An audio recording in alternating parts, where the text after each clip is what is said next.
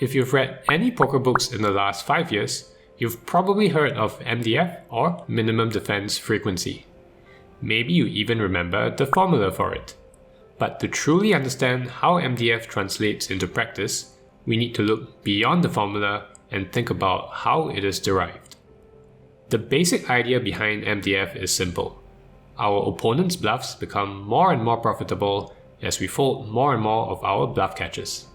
Eventually, the EV of bluffing becomes higher than the EV of giving up, and at this point, our opponent should just bluff with any two cards.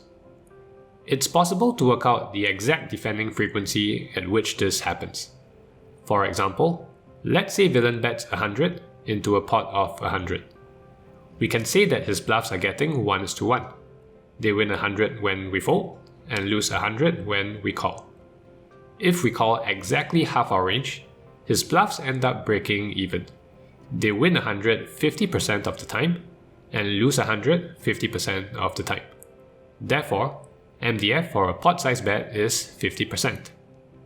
Similarly, if villain bets 50 into a pot of 100, his bluffs are getting 2:1. If we call twice for every one time we fold, his bluffs would be exactly 0 EV. Therefore, MDF for a half pot bet is 66%. Through these examples, you can see how the MDF formula is derived, as well as the assumptions that are tied to it. In particular, MDF only works in situations where villain's bluffs have no equity. This is true on the river, but rarely the case on earlier streets. Let's go along with the first example where villain bets 100 into a pot of 100. We previously assumed that villain always loses 100 when we call, which led us to defend half of our range. But this is hardly a realistic assumption on the flop. Even villain's worst bluffs will have some form of equity, and if we only defend half of our range, these bluffs start showing profit as a bet.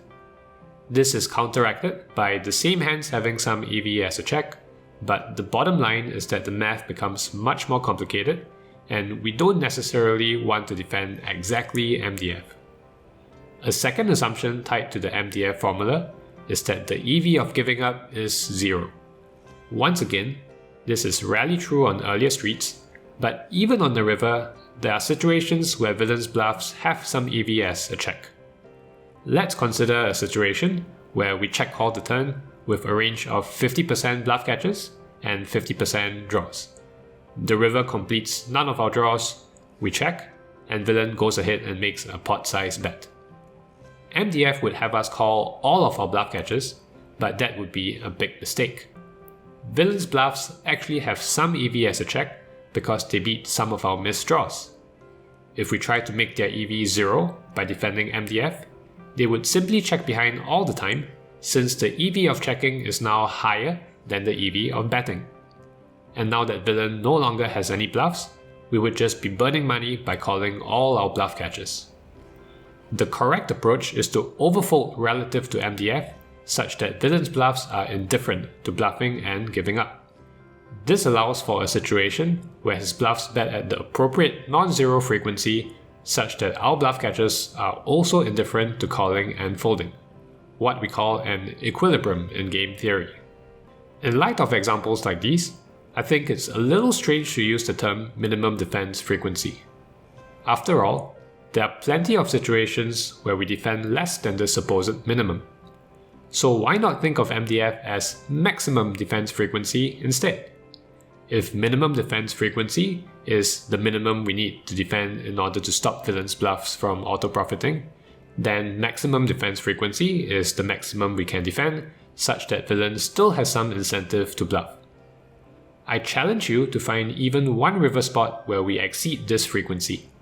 It doesn't matter if we are in or out of position, and the earlier street action can be whatever you want.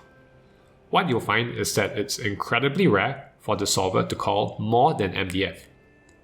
There is a good theoretical reason for this. Defend less than MDF and villain's bluffs start becoming profitable to bet. Not a big deal since there are many possible equilibriums where one player's bluffs are plus EV, such as the one we saw earlier.